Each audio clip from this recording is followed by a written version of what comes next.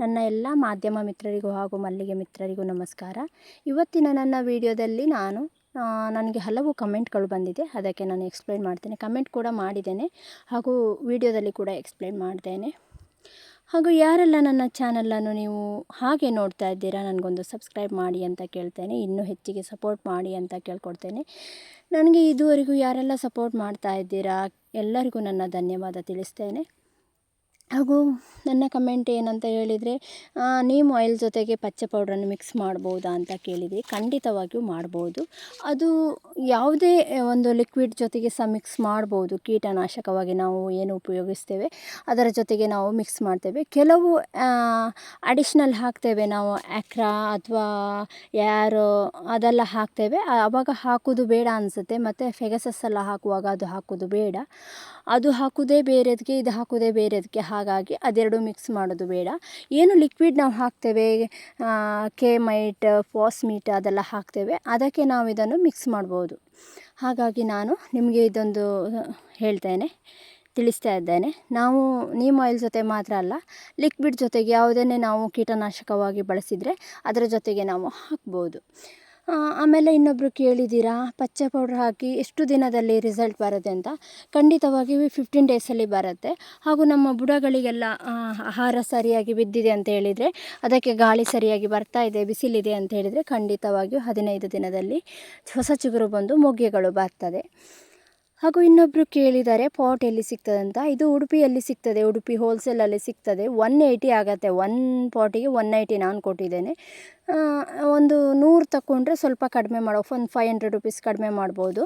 But ಇವಾಗ 180ನ 190ನ ಗೊತ್ತಿಲ್ಲ ಒಂದೊಂದಕ್ಕೆ, ಕೇಳಿ ನೋಡಬೇಕಾಗ್ತದೆ. ನೀವು ಯಾವಾಗ ಹೋಗಿ ಪರ್ಚೇಸ್ ಮಾಡಬೇಕಂತಿದ್ದೀರಾ ಆವಾಗ ನನ್ನ ಹತ್ರ ಹೇಳಿ, ನಾನು ನಿಮಗೆ ಅಡ್ರೆಸ್ಸನ್ನು ಹೇಳ್ತೇನೆ ಎಲ್ಲಿ ಅಂತ. ಇವಾಗ ಹೇಳಿದರೆ ನೆನಪಿರ್ಲಿಕ್ಕಿಲ್ವ ಅಥವಾ ಏನಾರು ಅಂದಾಗ್ಬೋದು, ನೀವು ಹೋಗುವಾಗ ಹೇಳಿ, ನಾನು ನಿಮಗೆ ಮೆಸೇಜಲ್ಲಿ ತಿಳಿಸ್ತೇನೆ ಎಲ್ಲಿ ಅಂತೇಳಿ. ಹಾಗೂ ಇನ್ನೊಬ್ಬರು ಕೇಳಿದ್ದಾರೆ ನನಗೆ, ನೀವು ಪಾಲಿ ಟರ್ಪಲ್ಲಿ ಹಾಕ್ತೀರಾ ಅಂತ ಕೇಳಿದ್ದೀರಿ. ಹೌದು, ಸಿಚುವೇಶನ್ ತುಂಬ ಕಂಡೀಷನ್ ಆಗಿತ್ತು 2 ವರ್ಷದ ಹಿಂದೆ. ಹೋದ ವರ್ಷದ ಮಳೆಗಾಲ ಅಲ್ಲ, ಅದಕ್ಕೂ ಮಳೆಗಾಲದಲ್ಲಿ, ಹಿಂದಿನ ಮಳೆಗಾಲದಲ್ಲಿ ತುಂಬ ಪ್ರಾಬ್ಲಮ್ ಆಯಿತು ಮಲ್ಲಿಗೆ ಗಿಡಕ್ಕೆ. ನನ್ನ ಮಲ್ಲಿಗೆ ಗಿಡವೇ ಕಳೆದು ಹೋಗುವಂಥ ಪರಿಸ್ಥಿತಿ ಬಂದಿತ್ತು. ಹಾಗಾಗಿ ನಾನು ನನ್ನ ಮಲ್ಲಿಗೆ ಗಿಡವನ್ನು ಉಳಿಸ್ಕೊಳ್ಬೇಕಂತೇಳಿ 20,000 to 25,000 ಖರ್ಚು ಮಾಡಿದೆ. ಬಟ್ ಯಾವುದೇ ಲಾಭ ಬರೋದಿಲ್ಲ ಅದರಲ್ಲಿ. ಹೋದ ವರ್ಷ ಬೇಸಿಗೆಯಲ್ಲಿ ಸಹ ಹೂ ಬರಲಿಲ್ಲ. ಯಾಕಂತ ಹೇಳಿದರೆ ಸನ್ ಹಾಟ್ ಬೇಕಾಗುತ್ತೆ ಅದಕ್ಕೆ, ಬಿಸಿಲಿದ್ರೆ ಮಾತ್ರ ಒಳ್ಳೆ ಹೂ ಬರುತ್ತೆ. ಬಿಸಿಲು ಮತ್ತು ಗಾಳಿ ಇಂಪಾರ್ಟೆಂಟು ಮಲ್ಲಿಗೆ ಗಿಡಕ್ಕೆ. ಆದರೆ ನಾನು ಮಲ್ಲಿಗೆ ಗಿಡ ಮಳೆಗಾಲದಲ್ಲಿ ಕೊಳಿಬಾರದು ಅನ್ನೋ ಉದ್ದೇಶಕ್ಕೆ ನಾನು ಟರ್ಪಲ್ ಹಾಕಿದ್ದೆ. ಅದು ಒಂದು ಸೈಡಿಂದ ಇದೆ ಅಲ್ಲ, ಅದು ಟರ್ಪಲ್ ಮಾತ್ರ ಹಾಕಿದ್ದೆ, ಈಚೆ ಸೈಡಿಂದ ನಾನು ಹಾಕಿಲ್ಲ. ಇದು ಪಾಟಲ್ಲೆಲ್ಲ ಇದೆಯಲ್ಲ, ಇದಕ್ಕೆಲ್ಲ ನಾನು ಯಾವುದೇ ಟರ್ಪಲ್ ಹಾಕಲಿಲ್ಲ, ಹೊರಗಡೆ ಇಟ್ಟಿದ್ದೆ ನಾನು. ಆದರೆ ನಾನು ಪಾಟಿಗೆ ನೀರು ಜಾಸ್ತಿ ಬೀಳದ ಹಾಗೆ ಪ್ಲಾಸ್ಟಿಕ್ಕನ್ನು ಕಟ್ಟಿದ್ದೆ. ಯಾವುದು ಅಂತೇಳಿ ಡಸ್ಟ್ಬಿನ್ನಿಗೆಲ್ಲ ಹಾಕ್ತಾರಲ್ಲ, ಅದು ಪ್ಲಾಸ್ಟಿಕ್ಕನ್ನು ನಾನು ಕಟ್ಟಿದ್ದೆ. ಸ್ವಲ್ಪ ಜೋರು ಮಳೆಯಲ್ಲಿ ನೀರು ಬೀಳಲಿಲ್ಲ, ಮತ್ತು ಮಳೆ ನಿಂತಾಗ ಅದು ನೀರು ಸ್ವಲ್ಪ ಅಲ್ಲಿಗೆ ಬರಲಿಕ್ಕೆ ಸ್ಟಾರ್ಟ್ ಆಯಿತು. ನೋಡಿ, ಇದೆಲ್ಲ ಟರ್ಪೋಲಿಂದ ಹೊರಗಡೆನೇ ಇದ್ದದ್ದು. ಇದಕ್ಕೂ ಅದಕ್ಕೂ ಯಾವುದೇ ಡಿಫ್ರೆನ್ಸ್ ಇಲ್ಲ. ನಮ್ಮ ಕೇರ್ ಹೇಗಿರುತ್ತೆ ಮಲ್ಲಿಗೆ ಗಿಡ ಹಾಗೆ ಇರುತ್ತೆ. ಇದನ್ನು ನಾನೇ ಮಾಡಿದ್ದು, ಯಾವ ಎಂಪ್ಲಾಯಿಂದ ನಾನು ಮಾಡಿಸಿರೋದಲ್ಲ, ನಾನೇ ಮಾಡಿರೋದು ಕೈಯಲ್ಲಿ. ಹಾಗಾಗಿ ನನಗೆ ಸ್ವಲ್ಪ ಲೇಬರೆಲ್ಲ ಕಡಿಮೆ ಬಂದಿದೆ, ಇಲ್ಲಾಂದರೆ ಜಾಸ್ತಿ ಆಗುತ್ತೆ. ನನಗೆ ಪೈಪ್ಗೆ ಮತ್ತು ಕೆಳಗಡೆ ರಾಡ್ ಹಾಕಿದ್ದೇನೆ ನಾನು, ಪೈಪಿಂದ ಕೆಳಗಡೆ ಅದಕ್ಕೆ, ಮತ್ತು ಆಮೇಲೆ ಕೋಲ್ಗಳಿಗೆ, ಆಮೇಲೆ ಟರ್ಪಲ್ಲು ಮತ್ತು ಪೈಪಿಗೆಲ್ಲ ತುಂಬ ಖರ್ಚಾಗಿದೆ. ಒಂದು 20-25 ತನಕ ಆಗಿರ್ಬೋದು. ಬಟ್ ನನ್ನ ಸಾಹಸ, ನನ್ನ ಉಳಿಸ್ಕೊಳ್ಬೇಕಿತ್ತು ಮಲ್ಲಿಗೆ ಗಿಡ. ಹಾಗಾಗಿ ಒಂದು ಹಸು ಬಿಟ್ಟು ಹಾಕಿದ್ರು ಎಲ್ಲ ತುಳಿದು ಹಾಕಿತ್ತು. ಹೇಳೋದು ಬೇಡ ಅಂತ ಅಂದ್ಕೊಂಡಿದ್ದೆ, ಹೇಳ್ತಾ ಇದ್ದೇನೆ, ತೊಂದರೆ ಇಲ್ಲ. ಹಸು ಬಂದು ಎಲ್ಲ ತುಳಿದು ಹಾಕಿತ್ತು.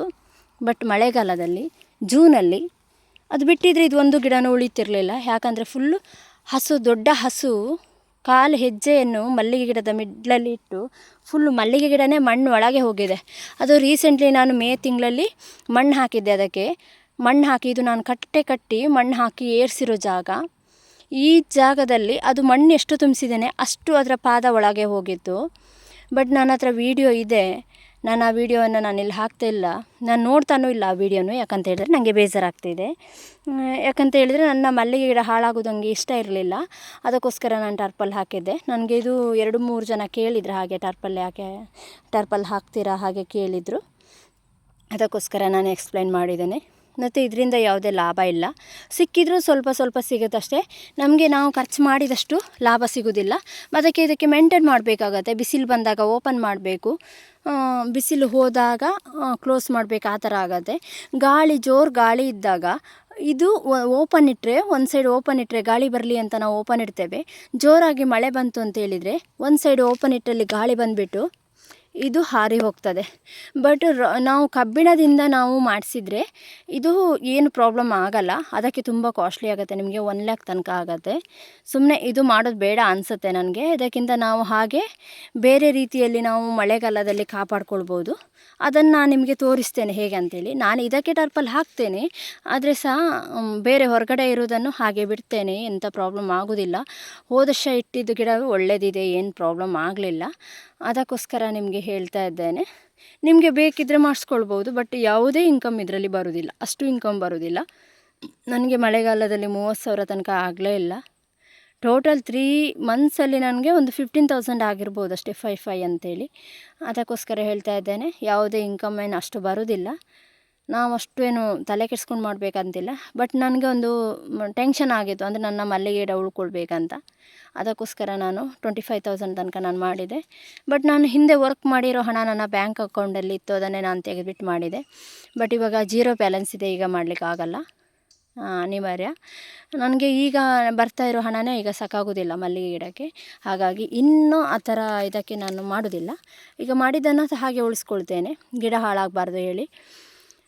ಈಗ ಮಾಡಿ ಬಿಟ್ಟರೆ ಇನ್ನೂ ಶೇಮ್ ಆಗುತ್ತೆ, ಅದಕ್ಕೋಸ್ಕರ ಹಾಕ್ತೇನೆ ನಾನು, ಹಾಗೆ ಬಿಡೋದಿಲ್ಲ. ಅದೇ ಇನ್ಕಮಿಗೋಸ್ಕರ ಮಾಡಲಿಲ್ಲ ನಾನು, ಬಟ್ ಮಲ್ಲಿಗೆ ಗಿಡ ಹಾಳಾಗಬಾರ್ದು ಅನ್ನೋ ಉದ್ದೇಶಕ್ಕೆ ಮಾಡಿದೆ ಅಷ್ಟೇ. ಇಷ್ಟು ತಿಳಿಸ್ಬೇಕಂತ ಅನ್ನಿಸ್ತು, ತಿಳಿಸಿದೆ. ಓಕೆ, ನನಗೆ ಯಾರೆಲ್ಲ ನನ್ನ ಚಾನಲನ್ನು ಹಾಗೆ ನೋಡ್ತಾ ಇದ್ದೀರಾ, ನನಗೆ ಸಬ್ಸ್ಕ್ರೈಬ್ ಮಾಡಿ ಅಂತ ನಾನು ಕೇಳ್ಕೊಳ್ತಾ ಇದ್ದೇನೆ ದಯವಿಟ್ಟು. Thank you, bye.